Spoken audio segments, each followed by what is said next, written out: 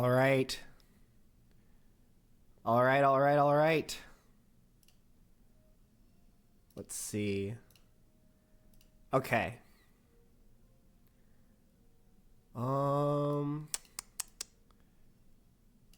Okay. Hello, everybody. Hello, hello, hello. Sorry, I don't have my webcam set up. I recently moved to a new place. I am now residing in Toronto. Yay! So any of you guys in Toronto, you can hang out with me now. Hopefully my volume is okay. I have a new mic. Well, it's actually an older mic that I brought out of the dustbin. But it's actually a better singing mic than the other one. So hopefully it's not too loud. I can adjust the volume a little bit.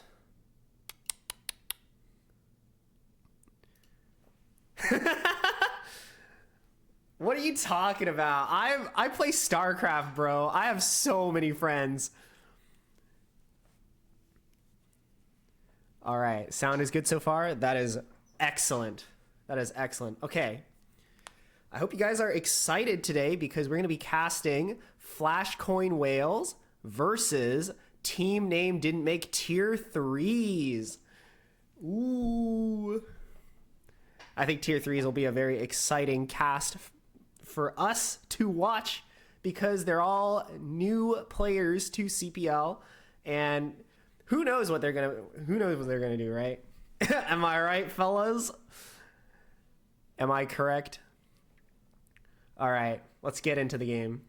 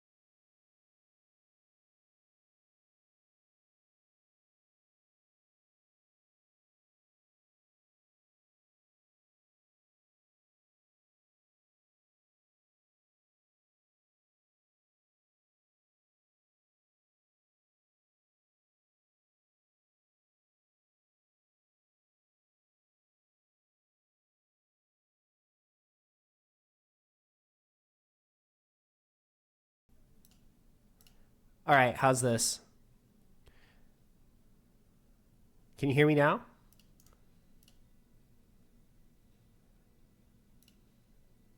Yes, yes, yes. All right, what about Starcraft? Can you hear Starcraft? Because I don't see it showing up on the...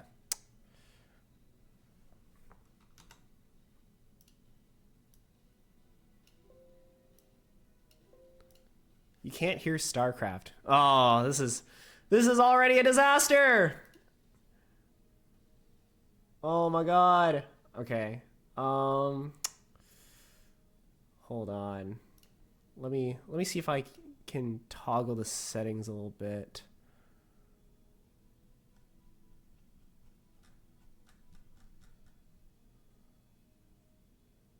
Just stop.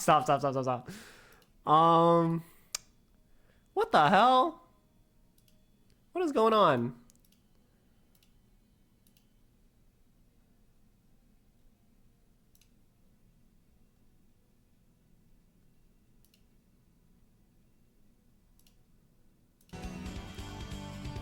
Okay, how about this? All right. Something is very weird with my OBS Studio. Hopefully this is good enough. I gotta do a lot of work later to get all my devices working because I think... Okay, it's because I got a new sound system. and it must not be going through OBS. Anyways, without further ado, let's get this game on the road. Spawning on the top right-hand corner. Playing for team name didn't make. It is our Terran hero, Bete. Without further ado, that is good. Good one, Escalade. Spawning on the bottom left, playing for my team, FlashCoin Whales. It is none other than the Zerg player, Kayin. All right.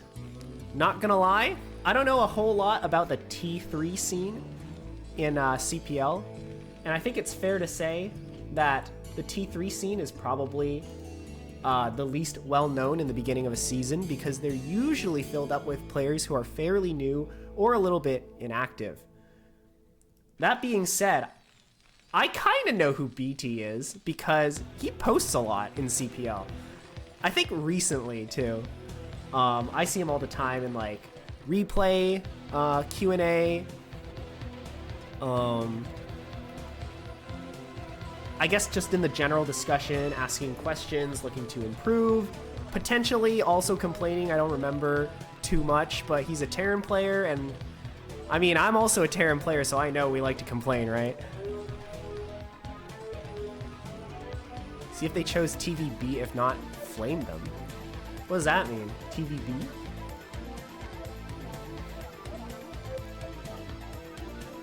Alright, so everything looking actually quite standard so far.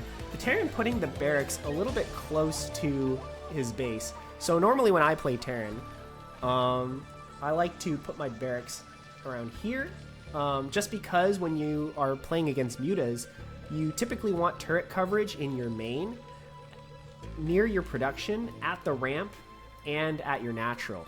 But if you have your production all close to the ramp, then you only need like one pair of turrets to defend both the ramp and the production. So that's usually where I like to place it. Of course, it's a little bit harder to micro if the Zerg are trying to do some kind of 4-pool attack, so this is ultimately better positioning for that.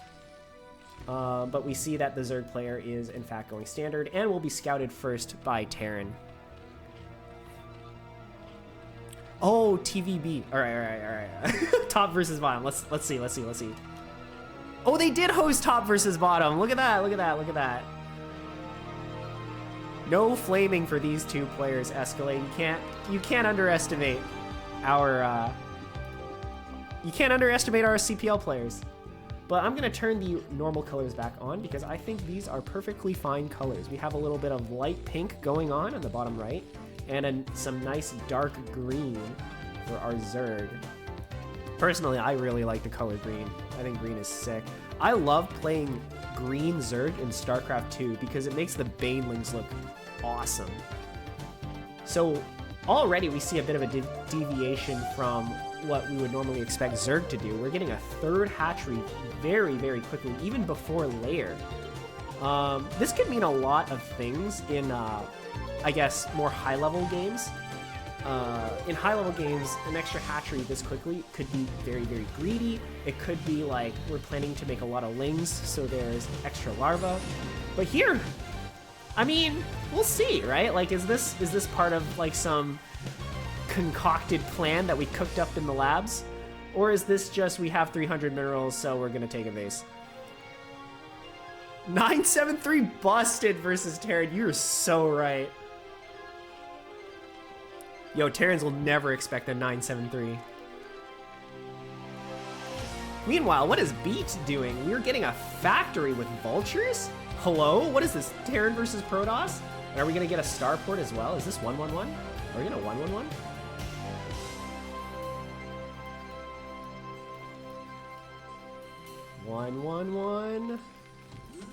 We're lifting the barracks. No, I guess not. I guess we're just gonna... Oh! No, it's 2 factory. What? Very interesting. This might be 2 vultures into a Goliath build. This could actually be devastating if microed properly, because the Zerg has no idea this is coming, right? Zerg is only built Ling so far, and we're actually going for a Spire. So this is going to be a Muta follow-up, which is fairly standard. But generally, when you're playing against mech, especially like a Vulture opener, you want to get like Hydras and Sunkens to try and defend this, because Zerglings just aren't going to cut it. At least if microed properly, but a little bit of miss-micro from the Terran player, and now these Vultures are a little bit damaged. One has already died. And it seems like we're content to just move back for now. Meanwhile, are we getting armory behind this? Yes, we are. I think it's a little bit late for this build. But you know what? Goliath build, it's a good build. It's a good build. It's a good build. I believe, if I remember correctly, Artosis, the person who I am the at-home caster version of, says that this is the beginner build for Terran in this matchup, 2vz. You don't have to worry about like your Marine positioning, not over-stimming. You don't have to worry about like hitting like a super crisp timing. Microing Marines against Mutas, which can be fairly difficult for Terran. And also managing like 3 or 4 or 5 control groups eventually.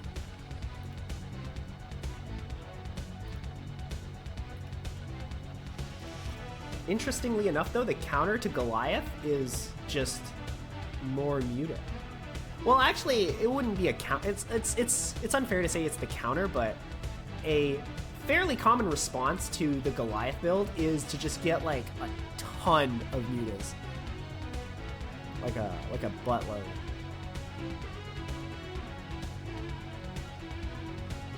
All right, Escalade, what are you talking about?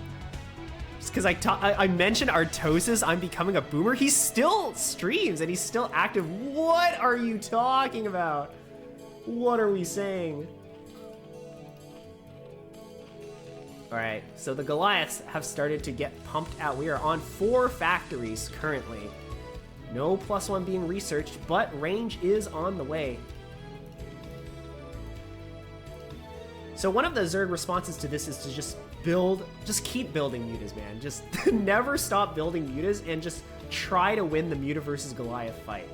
Now the thing with Goliath is it kind of nullifies Muta micro, but the honest truth is that Goliaths aren't like as good against Mutas as you might expect, right? Like if you have like 3 control groups of Mutas, you could probably like, I've seen like players like, for instance, Vile Tomato just like destroy the Goliath like move out with pure Mutas, and you're like, wait a second.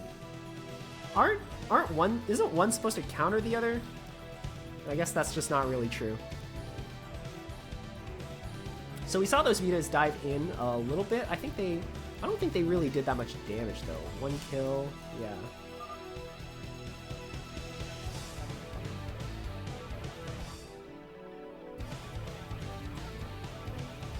What?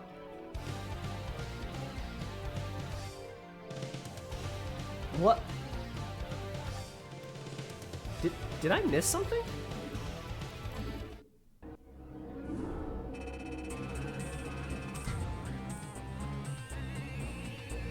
Hold on, we're going through that replay again. Hold on, something is not quite right here.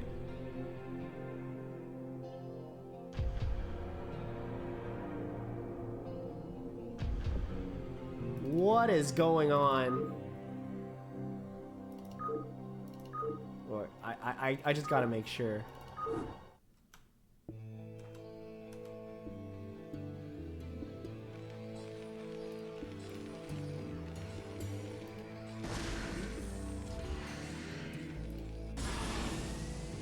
Alright, that wasn't a replay bug, I guess.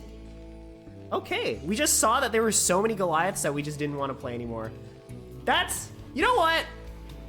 That's kind of fair. Kayin came into this game so ready to Muta micro, and then there was just Goliaths, and now you're like, well, I don't want to play this game anymore. All right, we're off to a good start. We're off to a good start. Yeah, it could be disconnected. That's also possible. But unfortunately, that is just the game we have up till now. So let's just go into the next game. All right, what a great start to the cast. What a splendid start.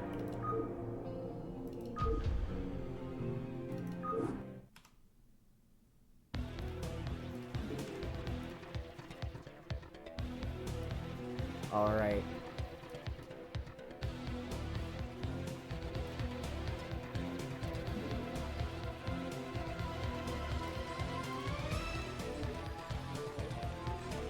By the way, Kayin doesn't have a Twitch account. Well, maybe Kayin should get one. They can still watch though. Unless I screwed up the settings somehow and messed something up. Bete lost internet. Oh! Oh, it was Bete who lost that last game? Oh my god, I thought... Okay, my bad. I looked at the state of the game and I was like, okay, Zerg left. But yeah, that's not true. Okay. Alright, I changed the score. So it is 1-0 for Kayin. Yeah, that is really unfortunate that it's just a disconnect. That's rough.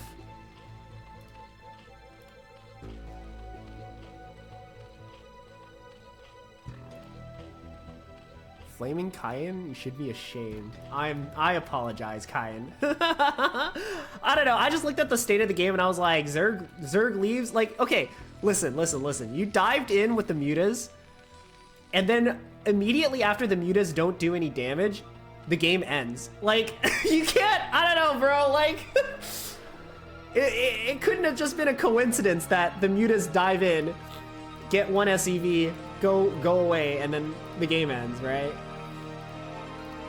But I guess, I don't know, it could also be Bete just like declaring that one SEV loss equals game over. But usually, as Zerg, you sort of expect to get some amount of damage in.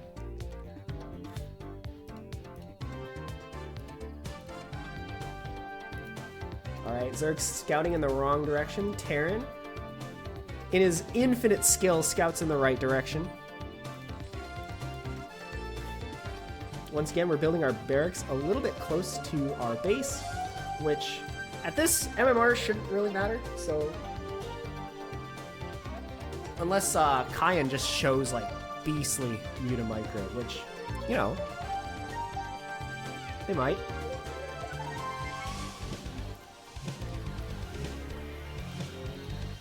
Alright, the Overlord kind of not quite going to the right place. I don't know where it's going, actually. Just towards the top side. Maybe it wants to sneak up here. See, this is something I like to do in Starcraft 2 when I play Zerg, is I have one Overlord go to the back of the base, and then, like, at around 4 minutes, I fly him in just to see, like, what the Terran is doing.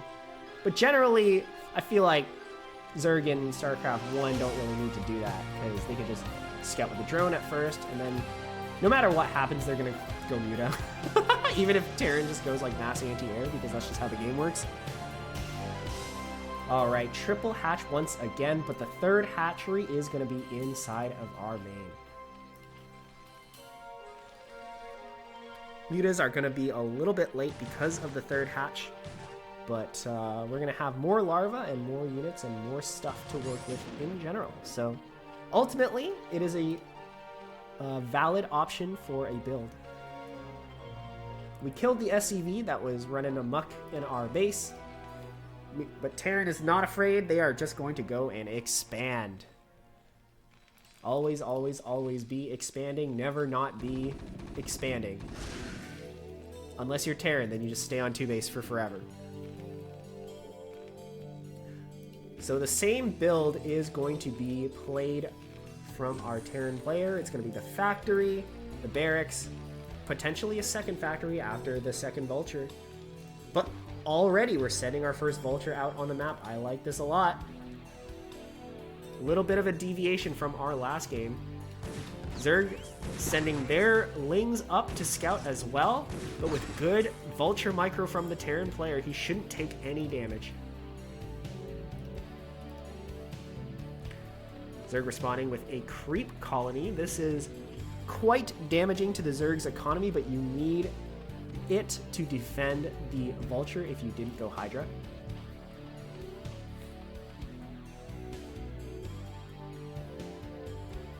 Welcome, Kayin. Welcome, Kayin. We're watching your games. We're doing it. You're already up 1-0 from that amazing first game. All right, now we see double Vulture, but we're playing a little bit scared. I would have also liked to see like the first Vulture poke in, see if they can get like 1 or 2 drone kills before the Sunken finishes. But just forcing the Sunken is already like pretty good. Second factory and armory have finished.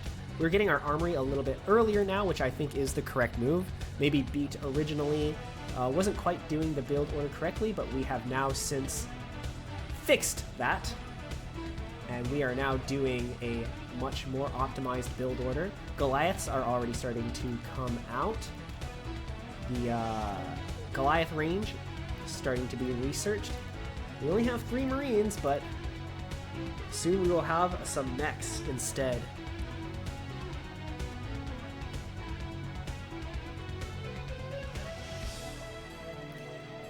Zerg getting their Spire.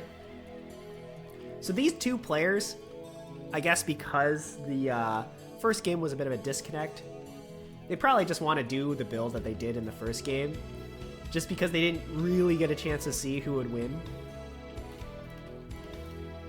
Instantly, we see 6 mutas being built. A 7th one on the way. We did a pretty good job of banking up gas for this moment. And 7 mutas might catch the Terran a little bit off guard because we don't have any turrets at all. Now, I'm not a mech player, so I don't know for sure if we're actually supposed to get turrets or not against muta if we're already going to go Goliath, but I'm pretty sure the answer is yes, because theoretically the mutas could just bounce back and forth between the 2 bases and the Goliaths are not fast enough to catch them. So this might be a little bit of a mistake from our Terran player. We'll see if it gets, if Kayin exploits this fact though. The Natural is now under attack from a horde of mutas. 2 of them are aggroed a little bit too far up and they're gonna get picked off already. A bit of a disaster. And I think Kayin not aware of the magic box micro that you can do with mutas. Because these ones are a little bit separated, but because there are no turrets, we can still dive in here without too much of a hassle. Oh no, we're gonna run into these Goliaths. Another SCV goes down, a second one at the Natural. Given we only have like 7 SCVs mining here, this is a little bit devastating.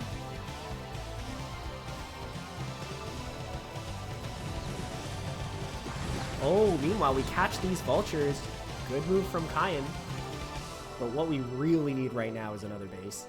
We need another base so bad. Hydras? What are we trying to do with Hydras?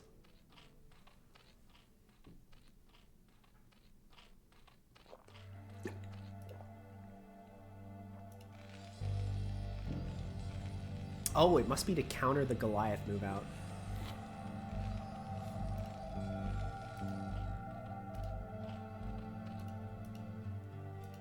A little bit low on units for our Zerg player, and it's partially because we got supply blocked. The Overlord that was hanging out around somewhere around here must have died. Pretty frustrating, but Overlords, they die. I don't know. It is the life of the scouting Overlord. This is a scary amount of Goliaths right now. The Bete is looking to hit a huge timing attack, but because... Oh, we built an eBay and turrets now! Alright, now that we have turrets at home, I don't know if these mutas can really do enough damage. There's only 6 of them. We need them at home to defend this huge push coming out from the Terran player. I think this might actually just be GG. We don't quite have enough units to defend this.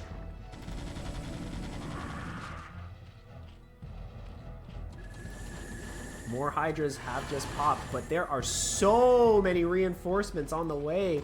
8 more Goliaths to be added to this huge army. Oh, we can't afford to be losing Hydras right now. We do have a group of Lings behind here, so I think if Zerg, like, engages this perfectly, right? We form a concave around here with these Hydras, and when the Goliaths move into range and start hitting and start getting hit by the Sunkens, we come from behind with the Lings. I think that's the only way we can really defend this, and this base is just indefensible. We just have to sack it. Or we hope that the Terran just doesn't even notice that it's here.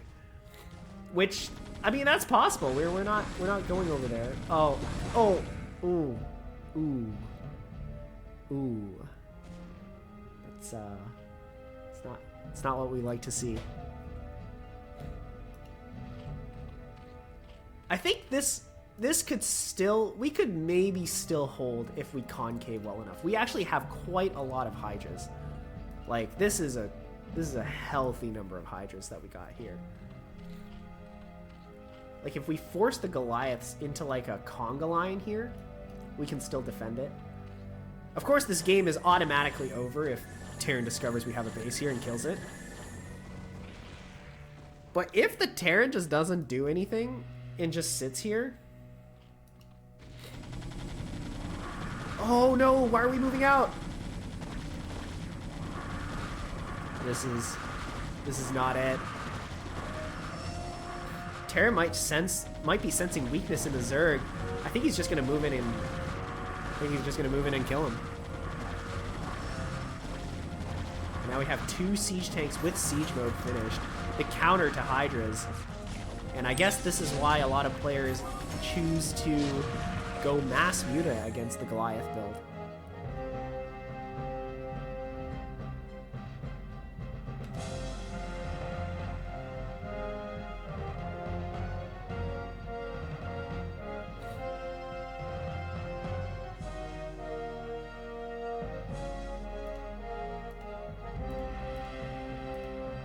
Alright. On to game number 3. We are tied 1-1.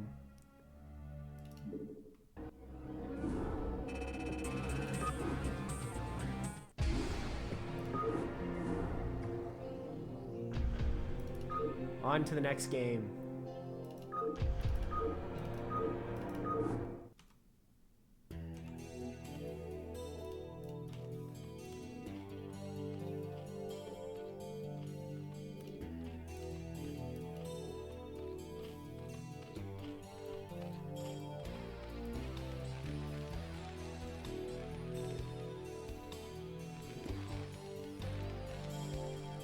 Spawning on the top right-hand side with a monster of a Goliath build. Our Terran player playing for team name didn't make! It didn't make! Bete 3. And spawning on the opposite side of this map, which is not retro. Oh god. I just realized it says preseason week 2. Oh my god, it's a disaster. It's so over actually. I have the wrong replay blocker on.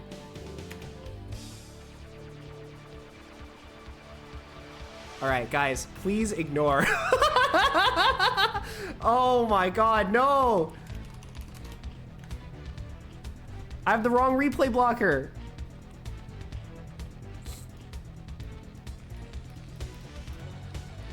This is the worst cast of all time. It's okay. We'll fix it. We'll fix it. We'll fix it. We'll fix it after this game. We'll fix it after this game. We'll do it. Oh my god. How did nobody notice that I have the wrong replay blocker on? What are you guys doing, chat? You guys don't notice this?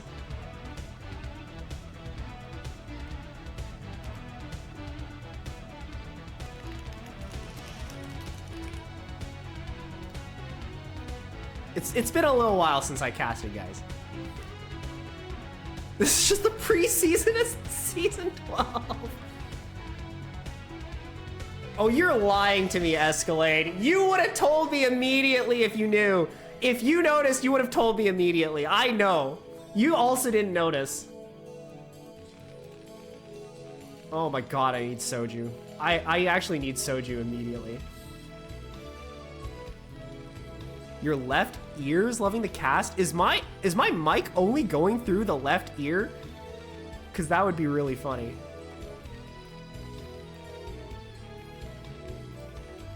Is it like not panned correctly? Oh my god, so many things are a disaster right now. You know what's also a disaster? These 3 drones not mining gas. What is going on? Kayin. Oh, this is so painful.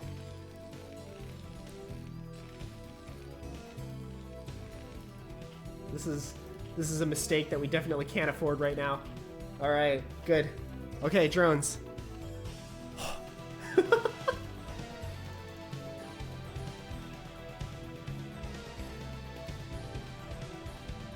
Oh, and this Overlord was close to death. That was a close one. This is something that I personally like to do sometimes if I don't know the map, is I just go on Wikipedia, search the map name, and just have like the blown up version of the map image on the other screen, just so I know where everyone's spawn locations are and where everyone's naturals are. I have to do this for Apocalypse, and I have to do this for Dominatrix, because I don't fucking know where the bases are. I have no idea where the bases are. So I need that open on the side, or else I'm just gonna get it wrong and scout like the 3rd or some shit like that.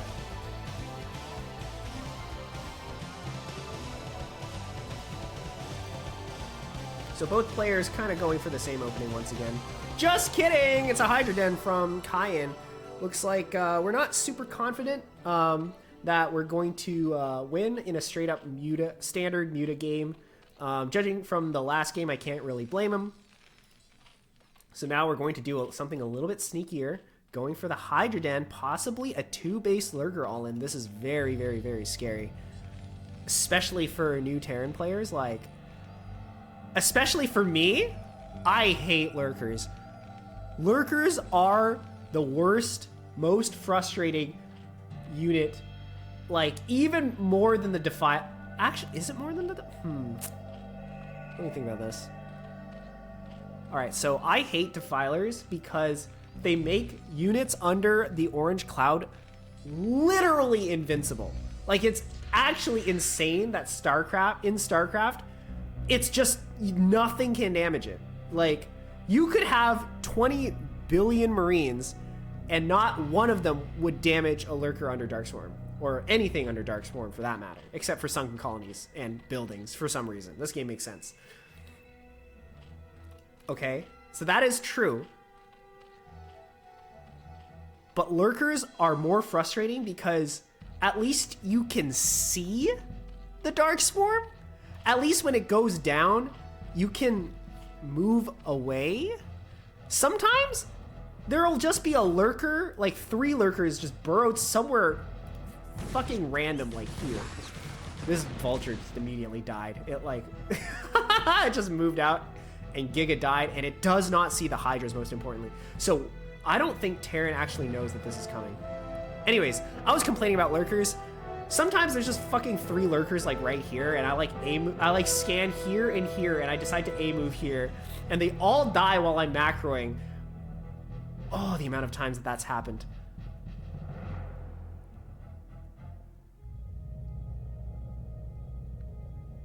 But this is a scary, scary, scary build. We don't even have eBay. Oh my god. It's over. It's so over, guys. Oh my god, we don't even have eBay. This is gonna be a disaster. Oh my god. Here it comes. Surprise! Burrow them! Okay. Alright, now that the... You know, like, what do you do as Terran? The game's kind of over. Okay. In this position, what Bete should do is block this ramp, which is exactly what he's doing, and just start building turrets like here, here, here, maybe. The only thing you can really do is prevent the lurkers from continuing to move up.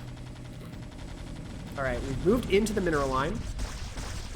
So this base will not be mining until these lurkers are dealt with. Behind this, we also need Academy. Please, please, we need Academy. All right, we are building Academy. Good. Good, good, good, good, good. But we'll only have one scan. So the actual way to beat Lurker is Science Vessel. If you know that Lurkers are coming, I would recommend you just try and get Science Vessels as quickly as humanly possible. Because Scan does reveal Lurkers, but only one time every 50 mana. Oh my god, he burrowed too close to the turret here! Oh my god, we lost like 3 Lurkers because of that. But still, this one is alive and it's going to prevent us from doing any kind of mining. The Terran Academy has finished. So we can start building our scanner, and because there's only there's only 2 lurkers here, 1 scan should actually be enough to deal with this if we do it properly. We're kind of donating lings right now. This is we can't be doing this. What we actually need to do is build more lurkers. Because until Terran gets science vessels out, if you have enough lurkers, Terran literally just can't do anything. Terran literally cannot do a single thing. But because you can see the lings, like they could be useful when paired with the lurkers, but if you're just running them in by themselves, you're just donating lings. Yeah, the other way you could continue this game is just adding more drones. Currently we're only at 18, so this is extremely all in. And I guess I missed that, but we scanned and killed the lurkers. Now we're gonna move out across the map. See, doing this without Vessel is extremely scary because of the threat that we just have lurkers here. And they don't even need to be on hold position. If we're not paying attention, like, we just move over it and like our whole army dies. But there are actually no lurkers out on the map. There are only 2 lurkers up here defending our base. We have a 3rd base here, but no defenses whatsoever. This base is completely naked.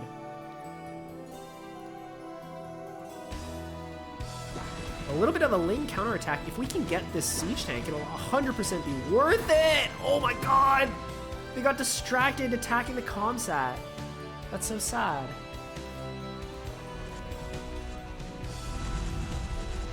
Alright, now that we have more lurkers, this push realistically shouldn't do anything. Because how many scans do we have? 1, 2, possibly 3 in a little bit.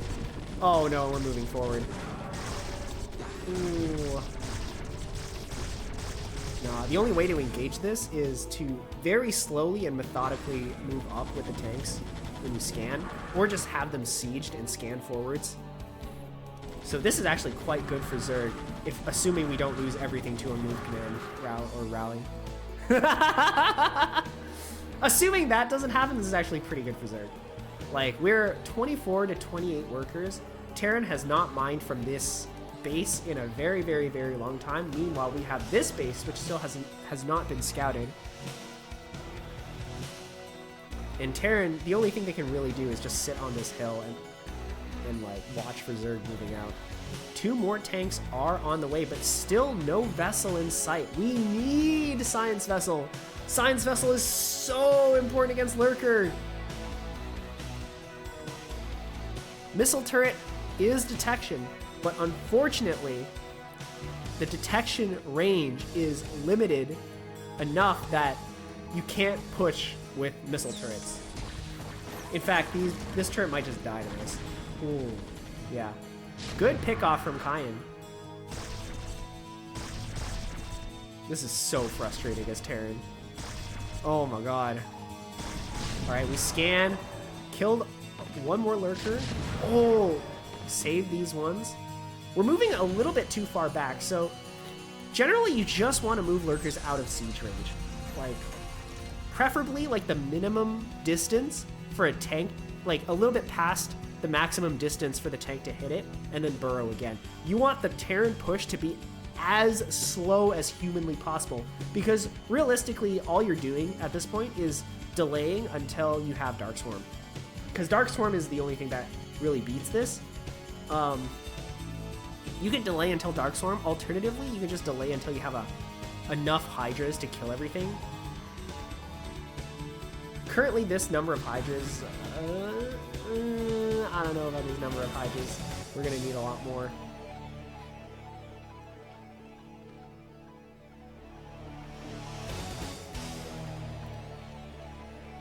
But the slow push from Terran continues. We're going to try and push with missile turrets. We're trying our best here. We're trying our best.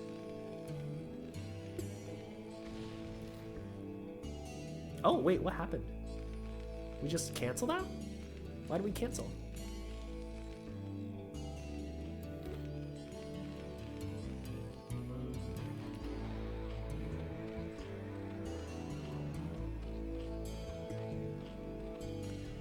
We are starting to build up a pretty healthy Hydra count, but unfortunately, if the Terran is positioned like here or here, like we're gonna need like twice as many Hydras to beat this.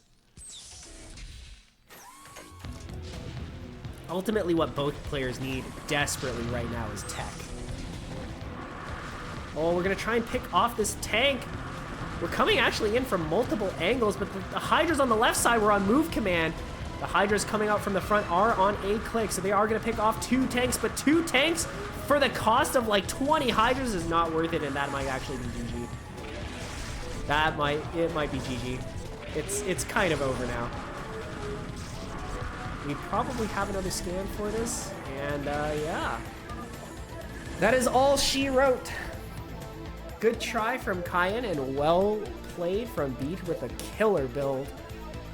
Just executing the Goliath build like a champ. Well done. And before we proceed, we're gonna go on a quick 5-minute break. Not because I need to pee or something, but because, oh my god, what a disaster. All right.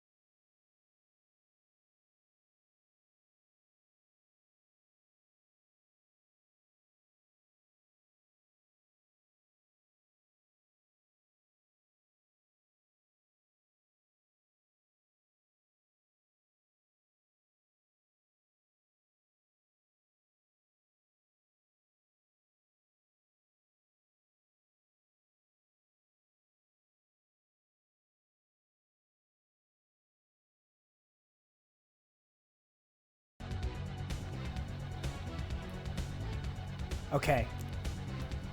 Okay, guys. I think we did it. We got... I think this is... I think we got it set up. CPL 11, CPL Week 1.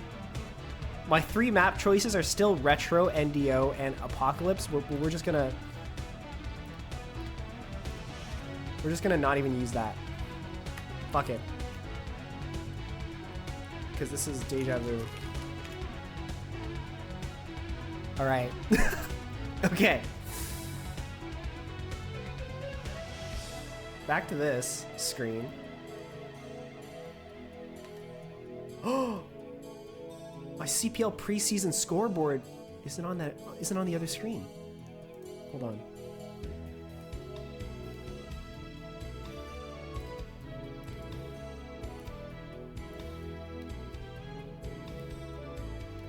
Okay, so in this screen I can edit. All right, we're figuring it out as we go. Okay, listen.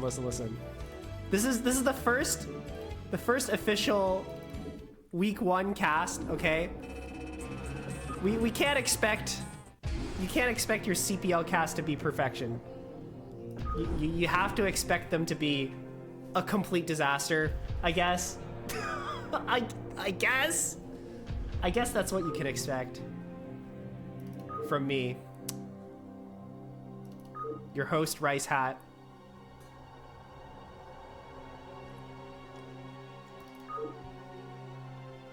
Okay. That's okay. We have everything set up. Nothing is out of place. All right? Absolutely nothing. Everything is fine. Don't worry about it. Don't worry about it. All right, let's load into the next game.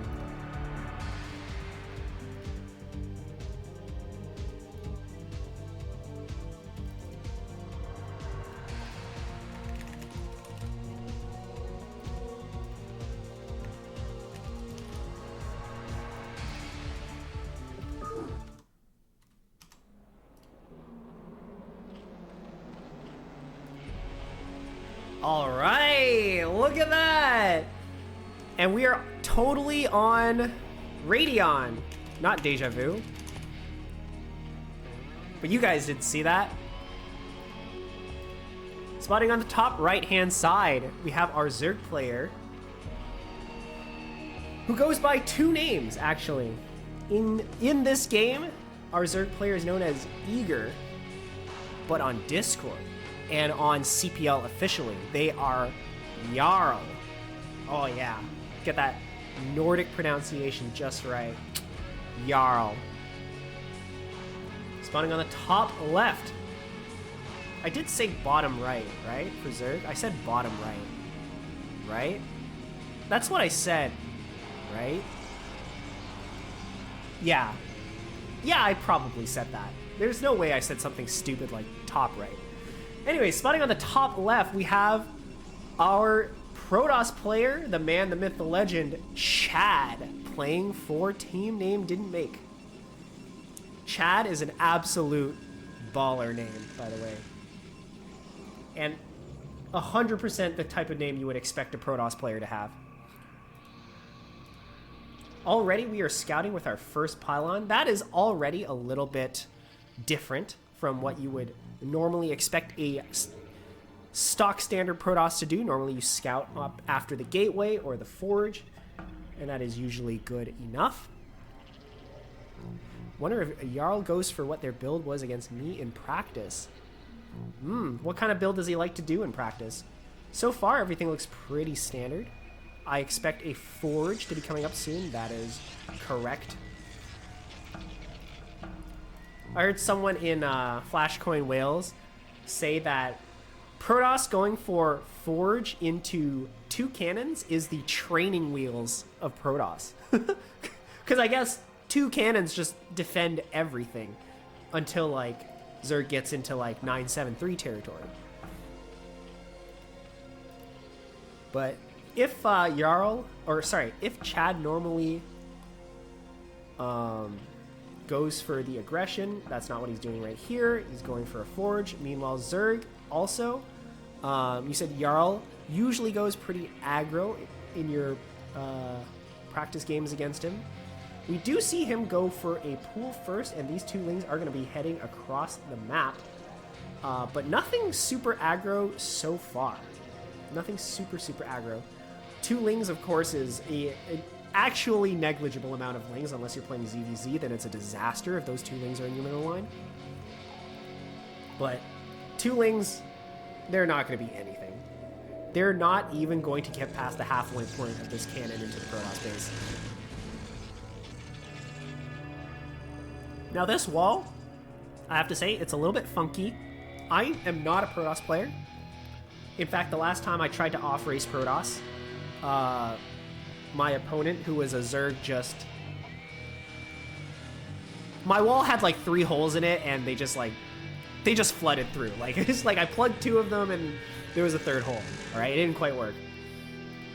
So I'm not an expert on walls. But I feel like the Forge goes on top of the gateway. Chat, can you confirm Forge goes on top of the gateway? Any Protoss players in the chat? We'll see. We'll see. So, good probe transfer from Chad. Meanwhile, Zerg, having seen the Forge opener, now decides to expand. I think this expansion could have been a little bit earlier if we either scouted earlier or responded to the scouting information a little bit earlier. Because if Protoss goes for a Forge first, like, there is nothing for you to worry about as Zerg, right? There's not going to be like 2 zealots just kind of slow walking across the map. It's not going to be like any kind of one base shenanigan unless the Protoss is like doing some kind of giga mind game and just like setting up this just to like hide something in here and not build a nexus. But personally, I haven't seen that before. So generally as Zerg, you're pretty safe to... What?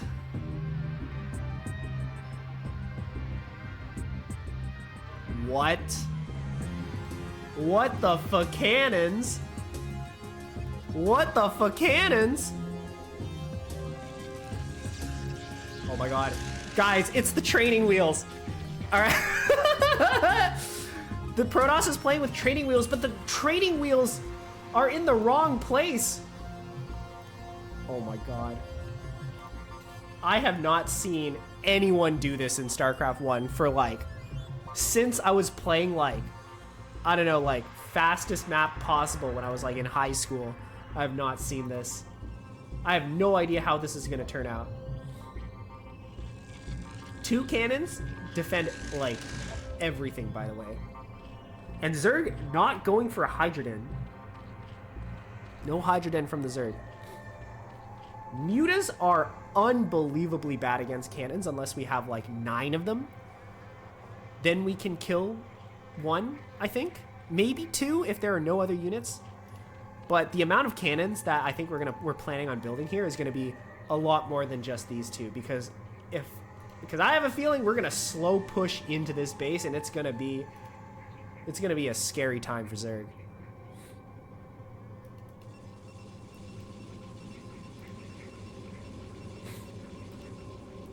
And what? We're going 5 gateway behind this? What am I watching? Protoss can do anything. Okay, so the probe comes back in and the Zerg's like, whoa, I didn't see that probe come in from the ramp, but I must have missed it. Silly me. So wait, is this probe going home? Okay, we do have a Hydroden. I must have missed this the first time around. Okay, I thought the probe was going home. That would have been super weird. But now that we've revealed the probe, we can't exactly, like, move him back up here? Like, what was the whole idea of, like, sending the probe down? In fact, what was actually the idea of building this? Because what I thought we were doing is we're going to build cannons here. We're going to build, like, 2 cannons here, and then 2 cannons here, and then 2 cannons here. And surprise! Your base is starting to die. We killed the spawning pool. We killed the extractor. would generally be very, very annoying. But no, we sent the probe down here and...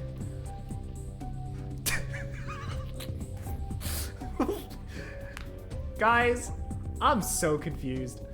What? What? And now we have speed lots. Was this just a fake?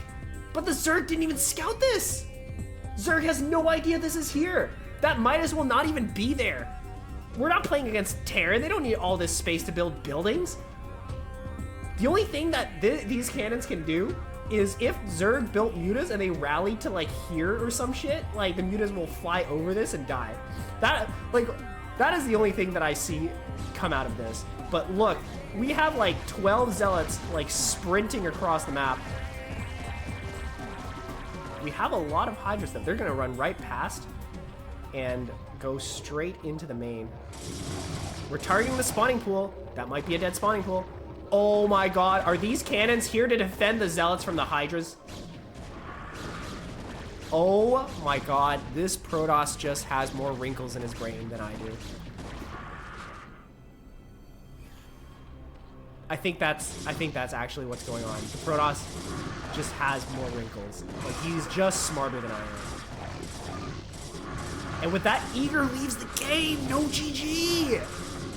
Oh my god, what the hell? What am I watching? Holy, all right, damn, okay. All right, on to the next game, I suppose. Oh my god. Protoss. That is... Chad is certainly a Protoss. That, I think we can confirm. I think he's a Protoss player, guys. All right. I kind of didn't time that very well, but you know what? Hopefully you guys didn't see how many replays there were. I think CPL might do the thing where they have a fake third replay if it was a 2-0, but I'm not 100% sure of that. But anyways, on to game number 2. Dude, if you're Jarl, like, how do you even, like, play game 2? Like, what? Like, if I was the Zerg, like, what would I even be thinking? Last game, he just ran in with 12 speed lots, and there were just, like, 2 cannons somewhere in my main for no reason. And it killed, like, 3 Hydras. Just by being there unexpectedly.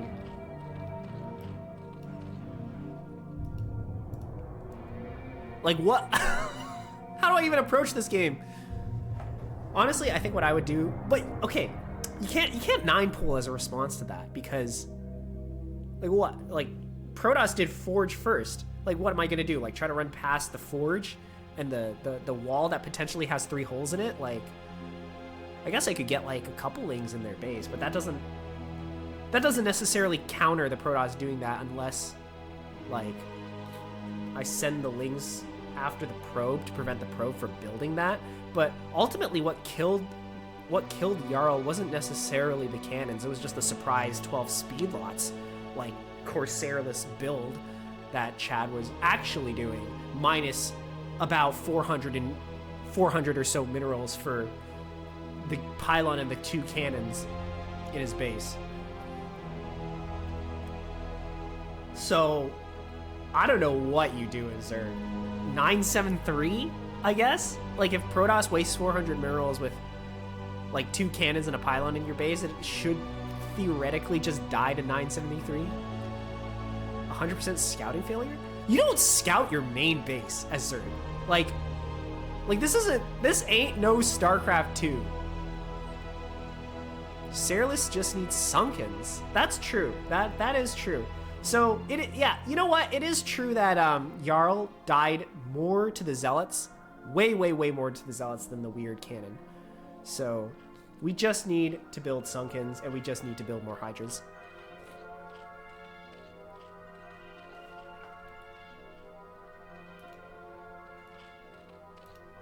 All right, we're chasing this probe. Dude, I would be shaking in my boots if I was Jarl. Like, what is, if the Protoss is crazy enough to do that? Like, what are they going to do this time? DTs?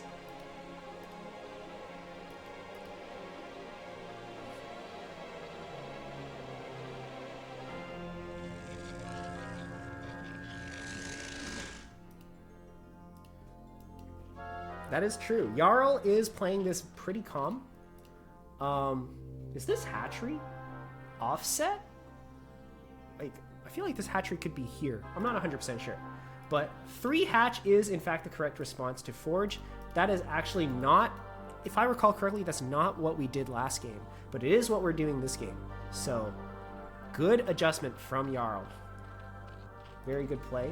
Meanwhile, Protoss still hasn't even started the Nexus. They're going for +1 attack on the forge before that.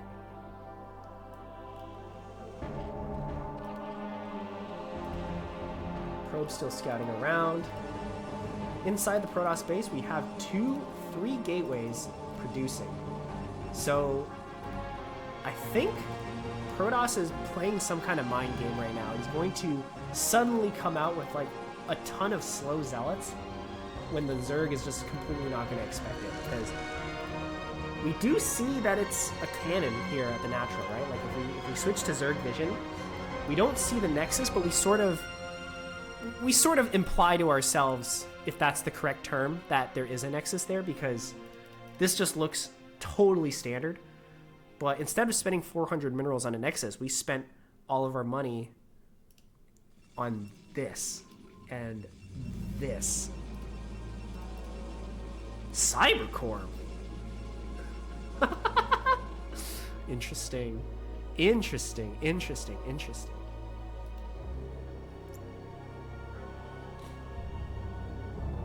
Yeah, you know, you can never be too careful against a Protoss, right? Like, this looks like Forge Fast Expand, but all we really need to do is move the Overlord over to here to be able to see that there is actually, in fact, no Nexus in sight. And if there's no Nexus in sight, you better start putting down defense. You better start making units.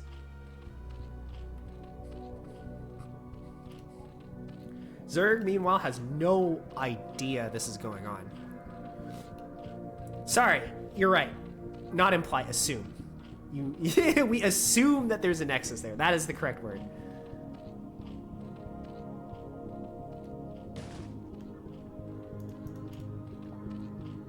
So the Protoss actually doing quite a good job of scouting the Zerg, and he should be smiling to himself right now, because he goes in and sees 4 Lings, a hatchery, a Hydra Den still making, and we have literally like 10 Zealots.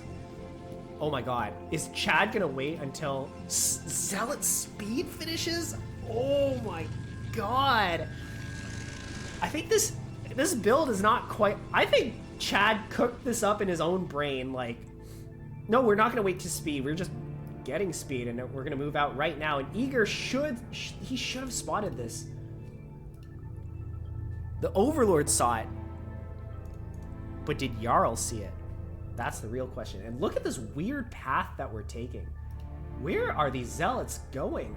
Are they trying to avoid, like, potentially Lings here?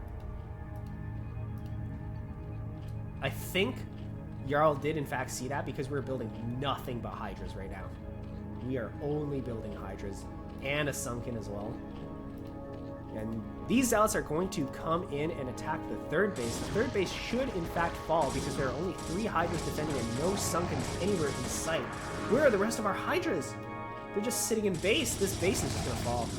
But honestly, okay, if your Overlord spots literally 12 Zealots moving out on the map and it's like 7 minutes in, something's wrong, right? Like, I don't think Protoss has a natural, you know? Like, if Zerg loses this base, it's 2 bases versus 1 base.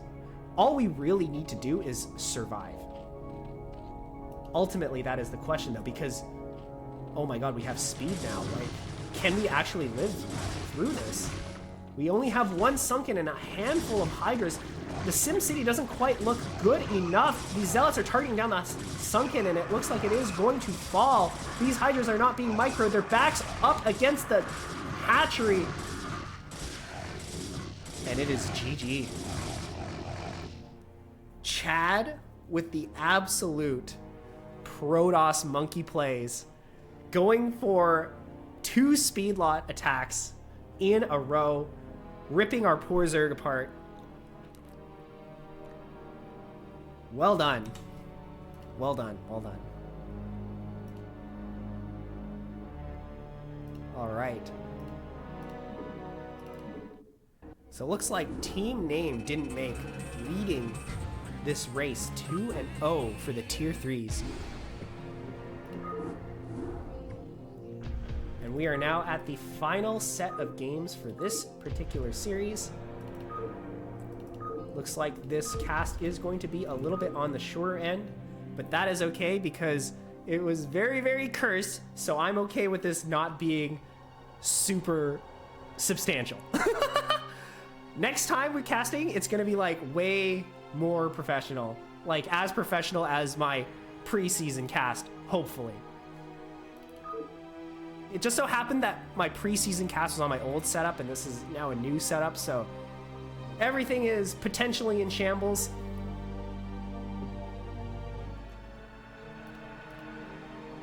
Everything is a little bit potentially in shambles.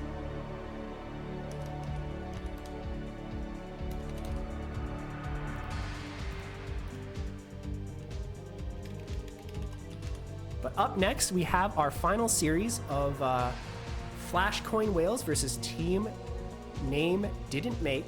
It is going to be Raikkles and Zoey. For those of you who don't know, it was in fact Zoey who recommended this series to be casted. So I am expecting good things from this upcoming Protoss versus Zerg game.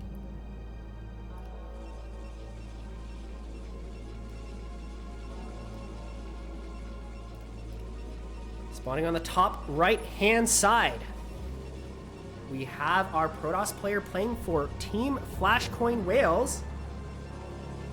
And for those of you who don't know, he also plays for the Starcraft 2 team All In. It is Raikkles.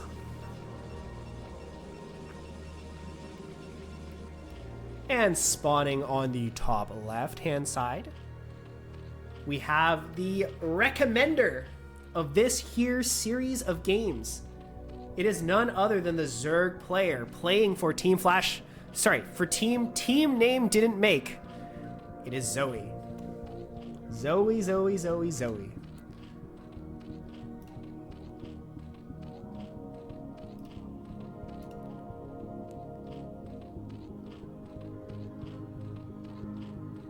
Wild West Zoey, actually. Wild West Zoey.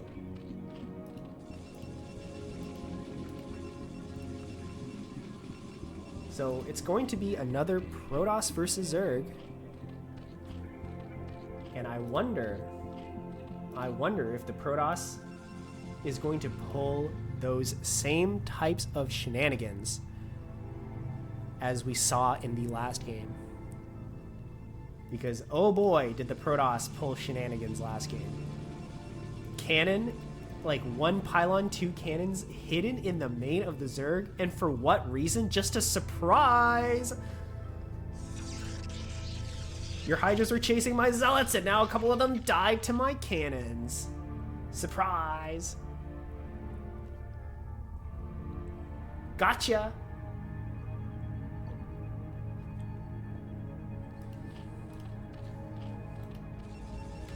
Currently, though, both players seem to be playing fairly standard. We got the hatchery coming up for the Zerg. We have a Nexus coming up for Raikkles.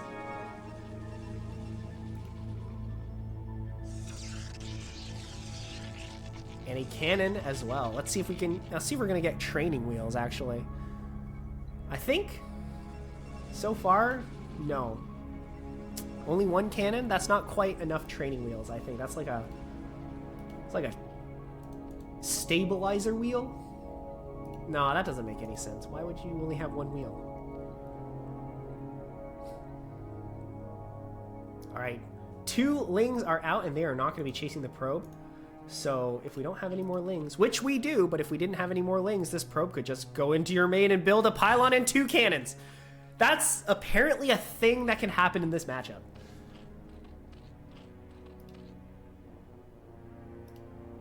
Meanwhile, for the Zerg, we're going to do a little bit of scouting of our own. We're going to pop in here, see the forge, see the gateway. We're going to go a little bit further, see the cannon. Oops. And actually what I'm going to do is shift F5.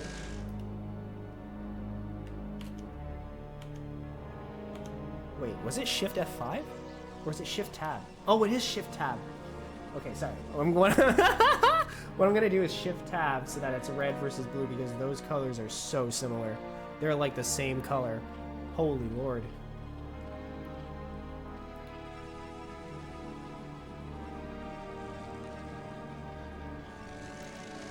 This game's starting off fairly normally. The probes successfully transfer down. We are now also getting gas, but no cyber core in sight. Generally, as Protoss, if we're playing standard, we want to get the Stargate as soon as humanly possible. But nope, we're going to get the training wheels. Oh my god, we're going to get 3 training wheels this time around. A little bit scared, but there really isn't that much to be scared of because Zerg has a 3rd base. We built another hatchery as well, and we haven't exactly mined that much gas. And there's no layer in sight, so these cannons, like, maybe in the future we'll need them, but as of right now, they don't really need to be built. Instead, what we could be making is just more probes with that amount of money. Nonetheless, though, 3 cannons is very safe. We can defend anything, bro. Like, nothing's gonna scare us as Protoss. Except for Zerg late game, I guess. Oh my god, we're building 4 cannons? Oh, we canceled. Because the probe is stuck, presumably? Yeah, that's the reason. Not because we scouted the Zerg and decided that they were attacking us. Or anything like that. Oh, it's gonna be DTs. Oh my god, it's gonna be DTs. But, guys... Wait, no, it can't be DTs because there's overlords everywhere. We need Corsairs, actually. It has to be Corsair DT for it to work. So this must be leg attack? This must be for upgrading leg enhancements for Protoss. Oh yes, leg enhancements. You guys see the day 9 streaming a bunch of random pro games, and he just like could not stop laughing at the fact that like the Protoss Zealot leg upgrade was just called leg enhancements, which to be fair is actually hilarious because, you know, this is called muscular augments. That's a sick name, right? Like metabolic boost, adrenal glands. And what about Protoss speed? It's like leg enhancements. Okay. Weren't we almost team leg enhancements for a minute there? I really wanted our team name to be leg enhancements. I thought that would be so funny. Vile originally suggested lag enhancements, which is a nice little, it's like a cute little pun. But I think the pure fact that leg enhancements is the name of an upgrade, like, and it just sounds so silly. Leg enhancements, like, oh, look at my legs. They look pretty enhanced, don't you think? Like, I think that's hilarious, but no, we didn't. Okay, in my opinion, we had a lot of really good names, and FlashCoin Whales was like pretty good, but I think we had better names. Personally, I was a fan of the team name that was like, that time I reincarnated as a Starcraft player and forced to play every week or else like shocks me in the balls, like electrocutes my balls. I like that one. I drew a little picture to go along with it. I think it was pretty good, but the people did not vote for that one. Oh, the Academy sound effect would have been hilarious too. Dude, I thought I cooked so hard with the team names, but we didn't go with any of my suggestions. Unfortunate. Yeah, some guy for the Academy sound proposed a logo that was just like, it was just the Academy and a bunch of like screaming faces around it. Like, dude, Academy sound would be so funny. But like, okay, I feel like my team names got cucked. Oh my god, we're moving out. Holy shit, we got 9 zealots out on the map right now.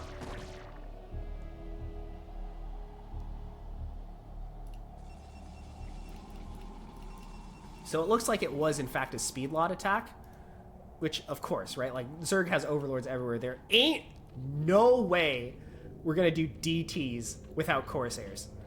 But Zerg is actually quite prepared for this. Like, look at the sheer amount of units that we have right now for Zoey.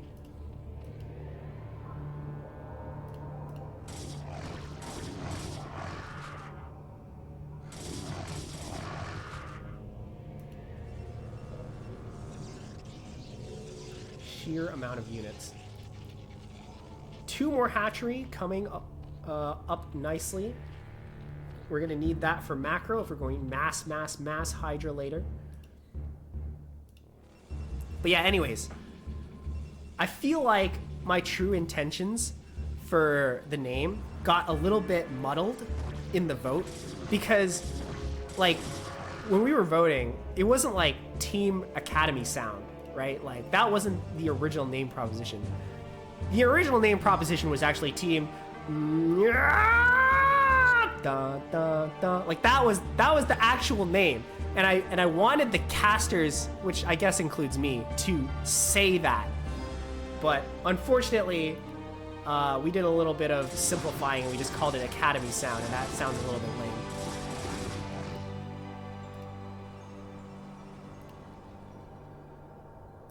But imagine like, so I'm a bit of a dumb, I'm kind of dumb, right? So you can imagine me doing a lot of stupid things, but I want you to imagine someone like, I don't know, like Aaron, or like, I don't know who else, like any of the other casters, like every single time they have to mention our team, they have to say, now, this is spawning on the bottom right, playing for team, dun, dun, dun. Like, can you imagine that? Like, that would have been so funny. All right, there's ain't no way Protoss can build this base here. Like, this is so ultra giga illegal. Like, dude, we don't even have Corsairs, man. Like, how do we know anything about what Zerg is doing? Protoss gonna come in and try to intercept this army after it killed our base. That is a lot of Hydras, though, unfortunately for Protoss, and a good amount of Lings to support them as well. We're actually forced to retreat here. We don't have our High Templars with us quite yet, but once we ball up with this big army here, this could actually, in fact, devastate the Zerg army, because I don't think Zerg is ready for the storms. Oh, good targeting, but the storms are insane! The storms are insane!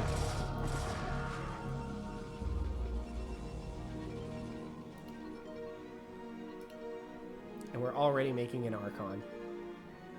So, we were a little bit greedy as Protoss, and we got punished. Ultimately, though, Zerg had to pay for it by losing their entire army, which is... I mean, losing your entire army is not an insignificant loss if you're Zerg. It's not insignificant. We lost quite a number of units there. But you know, you have to punish Protoss greed. And now the game is even.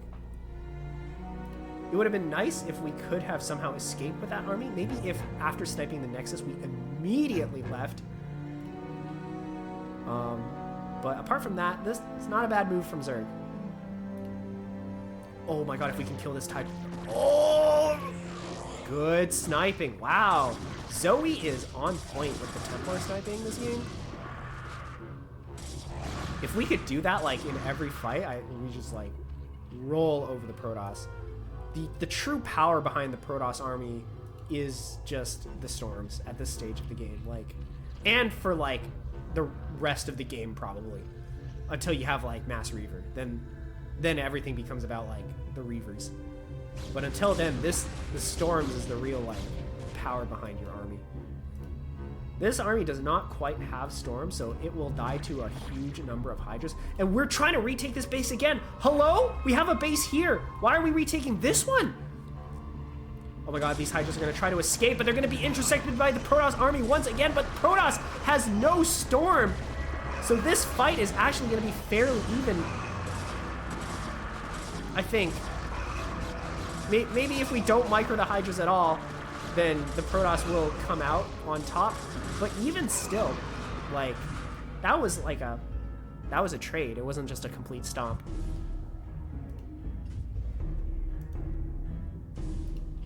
Zerg, meanwhile, taking this base. Very nice, very cool. Love to see it. 7 Lings out on the field on the right-hand side, probably looking to run by if Protoss decides to ever take that base. But no, we're going to keep trying to take this one. So, I sort of get it.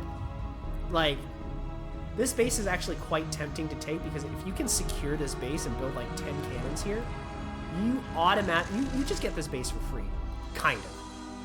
Because Zerg isn't going for mutas, you basically get this base for free.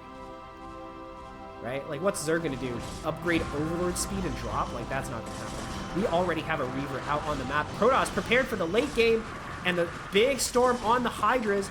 I think we're looking to try and snipe these Templar. That one gonna barely get away with 3 HP, but instead we get the Reaver at the cost of, like, every Hydra.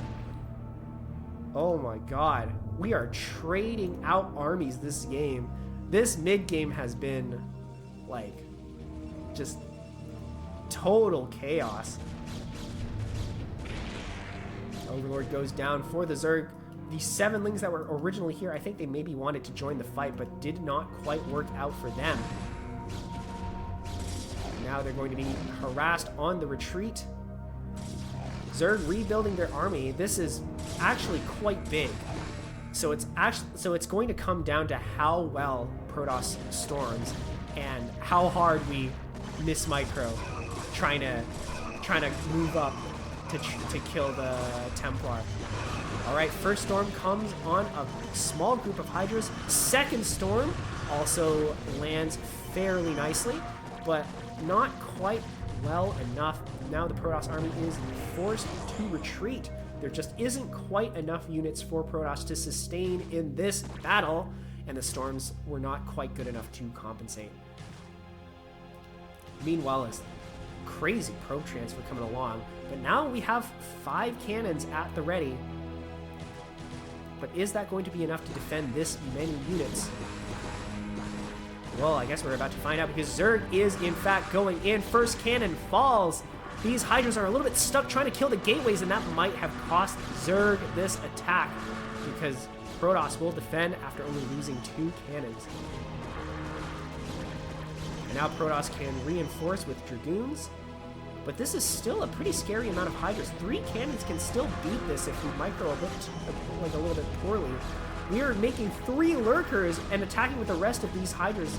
I think this is a little bit of a mistake from the Zerg player. We really needed to commit super hard, just like with every Hydra, or we kind of move back and try to make these Lurkers that way.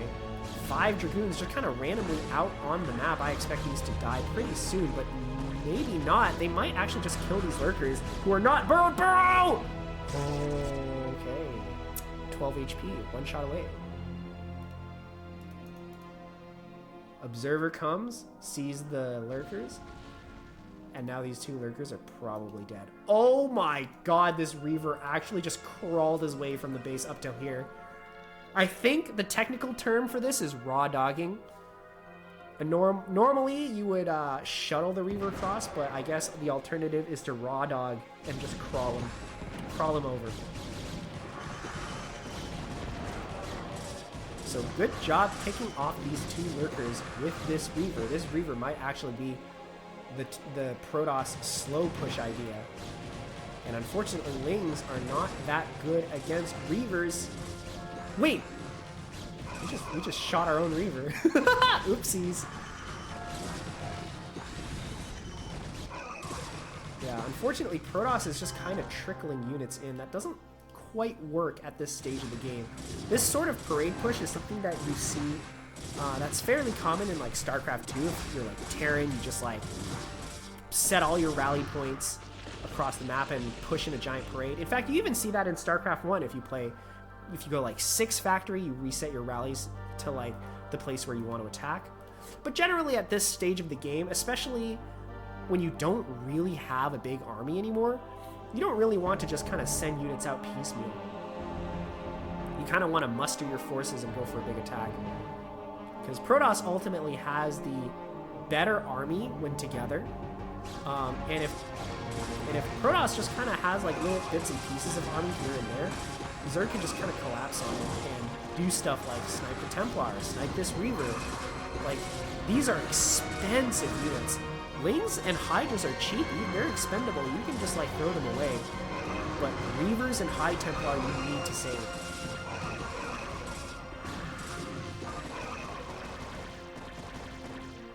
And with that, Raikkles leaves the game, and the first W actually goes to Zoey. Was that GG though? Let's just look at the state of the game real quick. So we're a little bit behind as Protoss. Zerg has killed this base. Oh, I think I might have missed that. My bad. I'm a terrible caster. So it looks like, I guess at around this point in time, Zerg came in with a fairly big attack here. Maybe a little bit further, like 17 minutes. Yeah. They did a big attack here while the Protoss was like scuffling with their units. So that is true. Protoss is a fair bit behind, but we still haven't quite mined out everything yet, and we could actually secure this base fairly easily. So we were definitely behind as Protoss. Definitely behind. I personally think we could have stayed a little longer, but we were definitely not winning, so could have been the right call.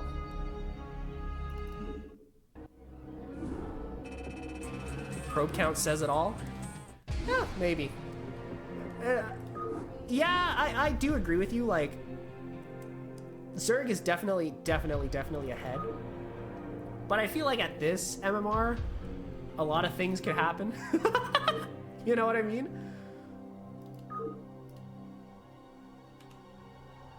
Anyways, I think it, upon further inspection, it was probably a perfectly fine time to GG.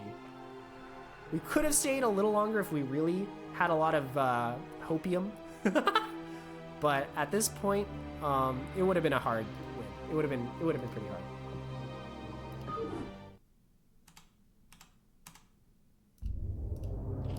All right, game number 2. Spawning on the top right with a 1-0 lead. Now on Vermeer, we have our Zerg player, Raikkles. No, we don't. It's Zoey. The Zerg player is Zoey. What am I doing? Spawning on the bottom left-hand side, we have our Protoss player, Raikkles, who is, in fact, Protoss and playing for Team FlashCoin Whales. I don't know why I said Raikkles here. Listen, okay, like, he was the first person, like, going top down. I don't know.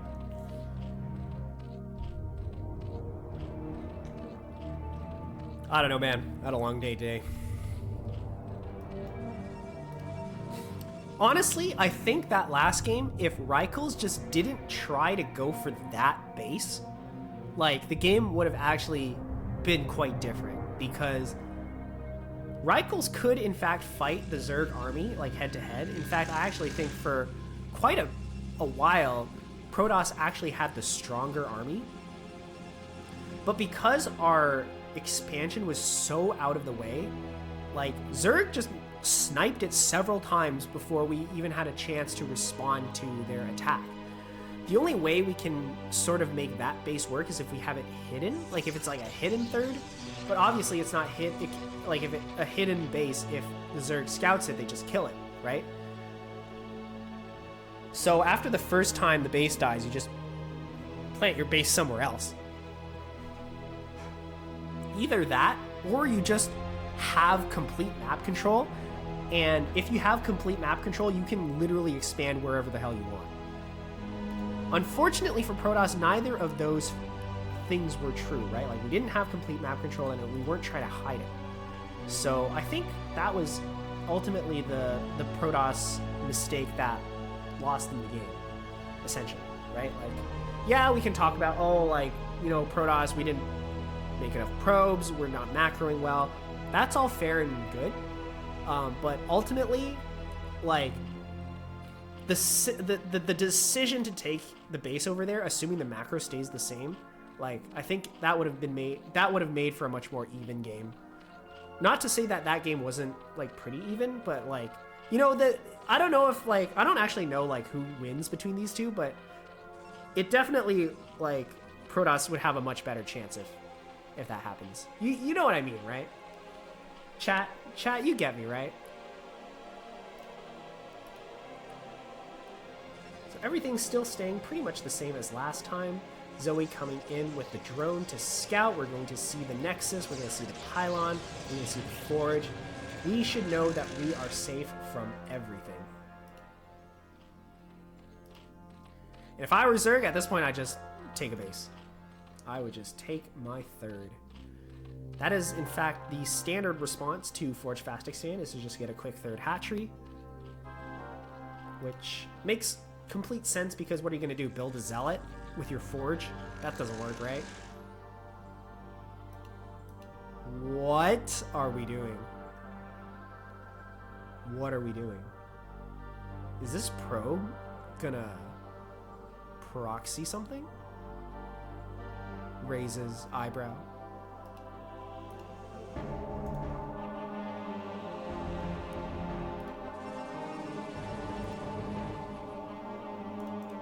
The Zerg, not suspecting anything, sends the first two lings across the map. We actually built 6 lings in total, and 2 of them are just going to sit out here and watch for move-outs.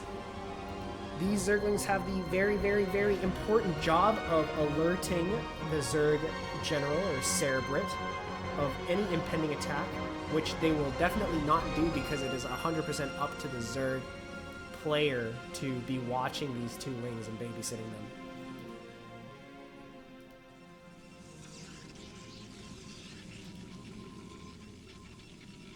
But yeah, I mean, good moves all around, right?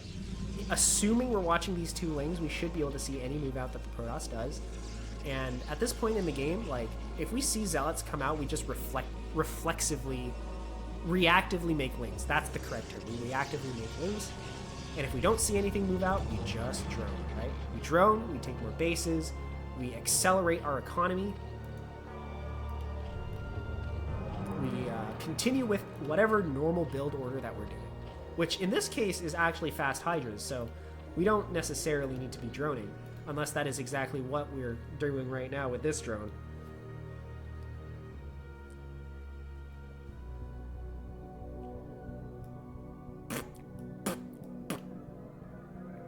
If you guys didn't know, that's the sound drones make when they've received an order to build a building. That's a terrible impression. I should stop doing that.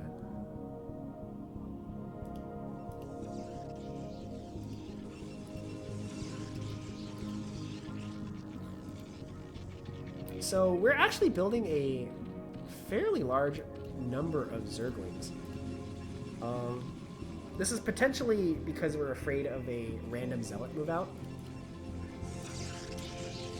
Meanwhile, on the Protoss side, we are going for the same build we did last game. Once again, these tier 3 Protoss players don't like building Corsairs. They hate them. They hate playing Standard. These 5 Zealots are going to try and move out across the map. These lings getting Miss Micro just a little bit. I don't know if this is exactly going to work. I think all these lings are just going to die. But we do reduce the Zealot count quite a fair bit. Of course, it's always, always, always better to fight the Zealots while you're on open terrain versus the Zealots already being in your base. Then they can, like, get into these little nooks and crannies and just cause a whole lot of chaos. Whoa, we already have speed. What? Look at how fast these zealots are moving. We already have speed with only like 3 zealots? This is something's a little off about this attack, I think. This is not quite the same attack as the one we did before. Generally, if you're doing something like this, you wanna like muster up your zealot force first before moving out. Because if you only come in with like 3 zealots at a time, Zerg just every single time overwhelms each like, this is like defeat in detail, but like something like that, right? Like, if you guys ever read Clausewitz, that Clausewitz book, I think, is the one that talked about defeat in detail. Basically, if your army is in like 3 separate pieces, which the Protoss army was, you just defeat them one at a time, and you don't need as many units. All right? There. Now you know everything there is to know about war, okay? You're gonna go out and be Napoleon. So we're actually building quite a number of cannons. A little bit of an overreaction, given the Zerg isn't actually committing to this attack. Behind this, we're building like drones, we're getting upgrades, we're doing all sorts of good stuff to bring us into a healthy mid game.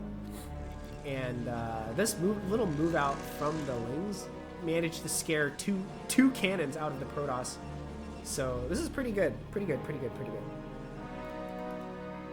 And now we're sending this probe out to take a much more sensible base. I like this a little adjustment from Protoss. I feel like it could be tempting to take this base again, because you could maybe like convince yourself, like last game, it's just like, oh, like I started in the corner last game, but this time I don't start in the corner. I'm expanding to the corner, and that's safe. Wrong. Zerg army is fast. Protoss army is also fast, but not quite as fast, because you have to wait for your High Templar. So Zerg could pretty much do the same thing as last game. So the smart decision, which is exactly what Raikkles is doing, is taking the safe third. And behind this, we have our High Templar already out. I'm assuming Storm has already been finished. And this third base is going to be defended by 3 cannons. So far, everything looking very nice and solid from both of our tier 3 players.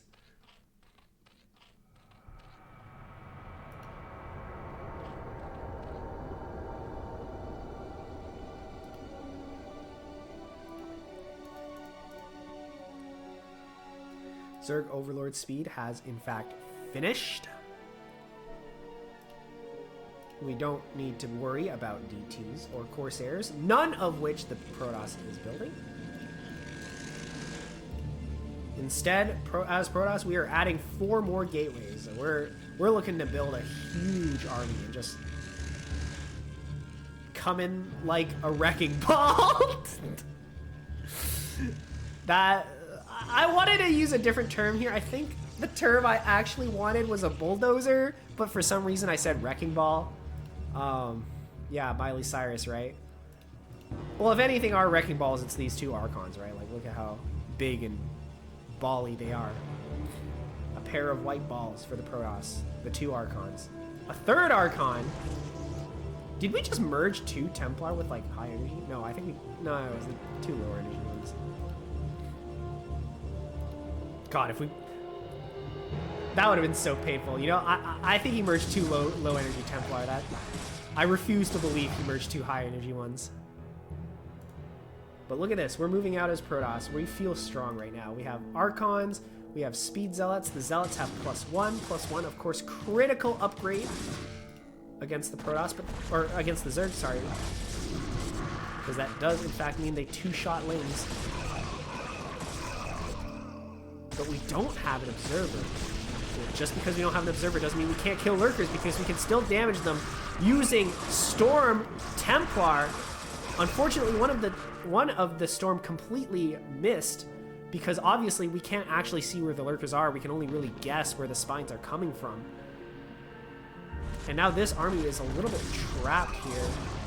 Not really a whole lot Protoss can do without any detection or reinforcements coming from the base. And this army needs to retreat. They need to get out of here. Run!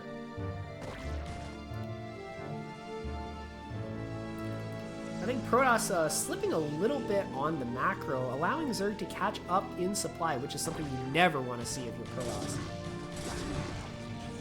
Because Zerg is probably by far the most supply efficient race, right? Like Hydras are 1 supply, Lings are half a supply, Lurkers are 2 supply, I think.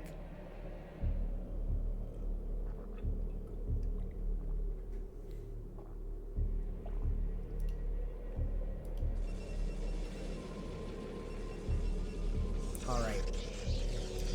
Now we're starting to get to the stage of the game where the Protoss starts massing Dragoons. Dragoons. And that gives the Protoss army just, number one, a ton of staying power, first of all. Because Zealots, even though they actually have, like, comparable amount of HP, because they just, like, rush in, like, they die very fast. So the Dragoons are really just going to help the Protoss stay in the fight for longer. The other thing about the Dragoon is that they have range, so they can kill Lurkers without really suffering their splash damage, which is amazing. That is absolutely what you want. Oh no, we burrowed a little too close here. Dude, sometimes the cannon's range, like, literally makes no sense. Like, how could this be the range of the cannon? That is craziness.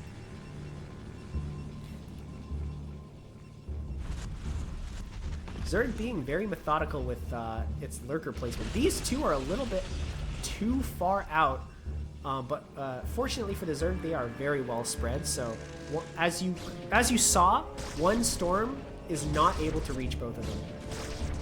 So well done from the Zerg player, but unfortunately these lurkers are a bit too far out and they don't have the support of the rest of the army, so they can just get picked off like that.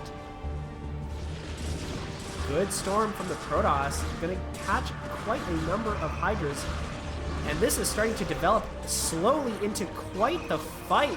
The entire Zerg army on this side of the map is in fact committed, but they don't have quite enough units to break through the Protoss. The Dragoon army is just a little bit too strong. Meanwhile, on the bottom hand side, I think we tried to do a little bit of a surround attack, but the pincers have not clenched at the same time. That is not the right word. It's not clenched. Closed. The pincers did not close at once. The clinchers. What am I doing? This is the greatest cast of all time. You guys know it.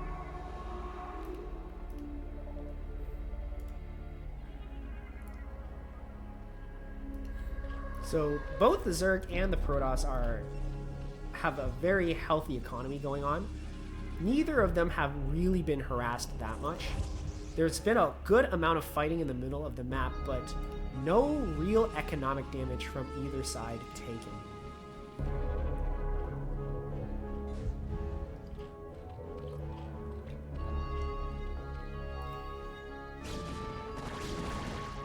Good little pick off from the Zerg, this small group of Hydras just kind of running around and seeing if they can do a little bit of outmaneuvering. Unfortunately caught by this army and forced to retreat. Hydras a little bit too fast for this army to chase. And I think the Protoss is slowly building up towards an army where they can just like move across the map and kill a Zerg base. The Zerg army is a little bit more staggered, so they have a bunch of units here, they have a bunch of units in this base, a bunch of units, or this small group of Hydras are presumably going to move back over here. So, but if the Zerg is able to just like get their entire army together, like that is a scary amount of units, because look at the supply. We have 128 to 139. That is a bit too close. If you're Protoss, like, that is not the number you want to see. Neither is this drone count, 51. Wild West Zoey's macro a little bit out of control this game, and we're already on Hive and getting Defiler bound. Late game, here we come. But is the Protoss prepared? We only see a Robo and no support base, so there's no Reavers that could potentially be building right now. Protoss is on a purely mid-game army at this point, while Zerg is trying to transition into some kind of late-game composition. But as of right now, the Zerg army is still mass Hydra. But we are already upgrading melee attacks. Actually, we're getting all 3 upgrades at the same time. This is, Zerg is really preparing for the late game, that is for sure.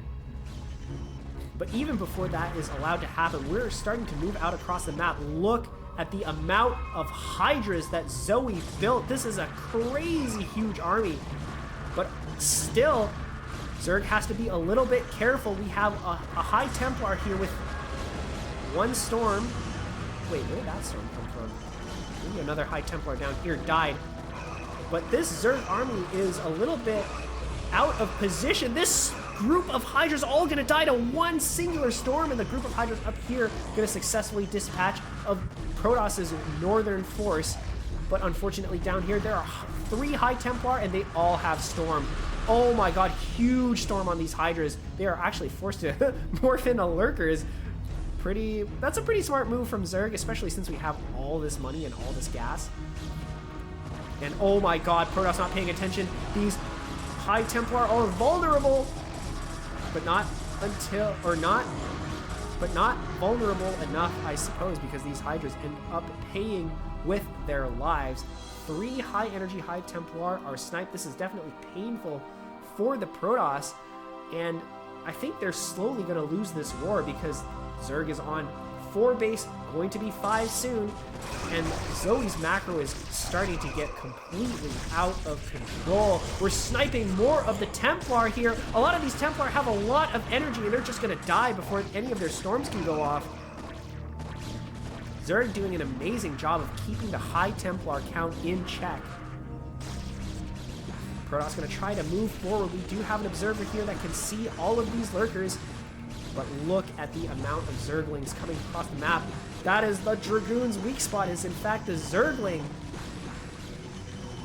And this army is just going to be completely dispatched of. And now Protoss has, at this point, effectively lost all map control. Zerg is ahead in supply by a whopping 50. And I think at this point, Zerg is pretty much free to do whatever they want, right? Zerglings are streaming across the map. I believe these are, in fact, Cracklings. And we're going to try to move in to kill this base. That was a really good storm from the High Templar, and there's a bit too many cannons here. Zerg being a little bit wasteful, but at this point in the game, we can kind of afford to be a little bit wasteful, because look at this. We have 4 bases. All 4 bases still have minerals mining here. Protoss starting to run out. They don't have any more minerals on this base. This base is mining out, and this base is starting to run out as well. Only about a third of the base's resources are left. And these sort of attacks from Zerg, even though they're not exactly doing like bang for their buck damage, like at this stage of the game, if you're this ahead in economy, you kind of want to start trading a little bit. Of course, what Zerg doesn't actually know is that Protoss has 6,000 minerals in the bank. So even though the patches are starting to run out, Protoss can still fight for quite a long time. But as the Protoss, we're going to need to start looking at taking additional bases. We need to regain control of the map. We need to keep our High Templar safe and our army together. Because if we can do that, then maybe we can push out a little bit, take this base. If we push out up to here, we can maybe take this base.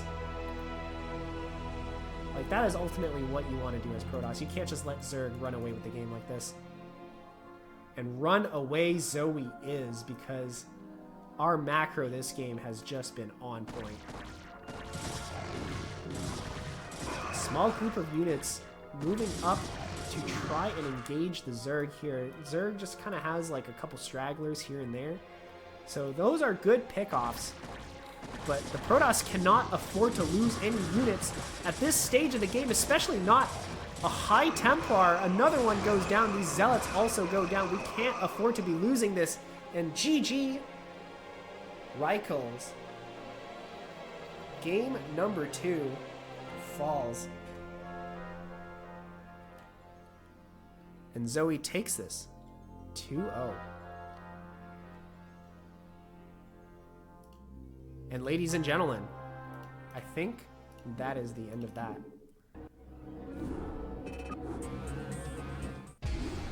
Let me just go in and make sure.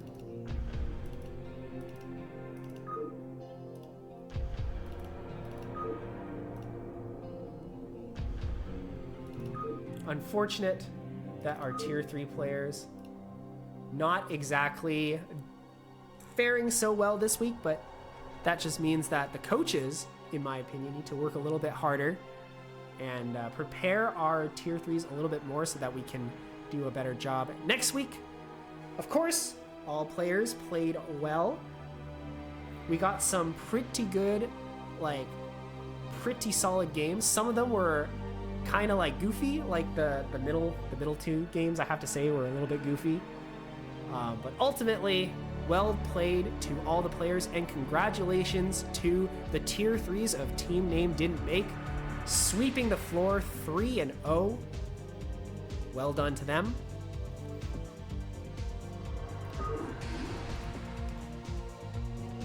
And that will be the end of that. Thank you guys for sticking around and watching. Apologies for the technical difficulties in the beginning. I was struggling a little bit, and the VOD will unfortunately reflect that. But hopefully getting your games casted with a fairly decent bit of commentary over it was worth it. Hopefully that makes it all okay, and I promise, next time I will be a little bit more prepared. And with that, let's see if we can, in fact, do a little bit of rating. Maybe we can do a bit of rating.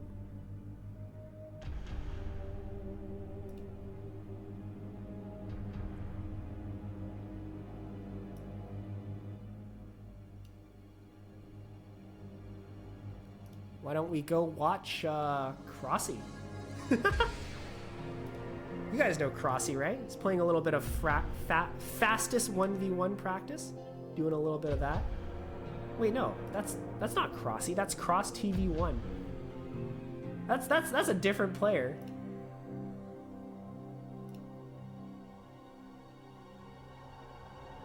Actually, we'll raid Jinjin.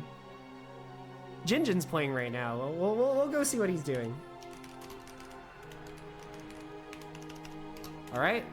Thank you guys for watching, and see you in the next cast or stream or whatever the hell else I'm doing. Peace.